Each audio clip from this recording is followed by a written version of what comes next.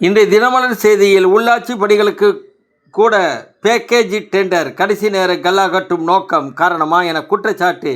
பெங்களூரில் 18 கோடி ரூபாய் மதிப்புள்ள தங்கம் வெள்ளி முதலாளி வீட்டில் கொள்ளையடித்த நேபாள தம்பதி கைவரிசை, போலீசார் விசாரணை.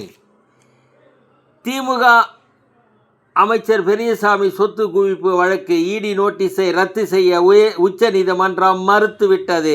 அமைச்சரின் மனுவை தள்ளுபடி செய்தது உச்ச நீதிமன்றம்.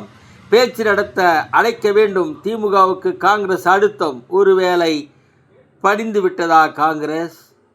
இந்திய ஐரோப்பா இணைந்த கைகள். இணைந்ததற்கு அமெரிக்காவுக்கு நன்றி சொல்ல வேண்டும். திருச்சியில் தொடர் போராட்டம் நடத்த அனுமதி கோரி நாமம் போட்டு அரைநிர்வாணமாக போராட்டம் நடத்திய விவசாய சங்கத்தினர் திடீரென மனித கழிவை உண்ணும் போராட்டத்தில் ஈடுபட்டது அதிர்ச்சி ஏற்படுத்தியது. கொடுமையிலும் கொடுமை தமிழகத்தில்.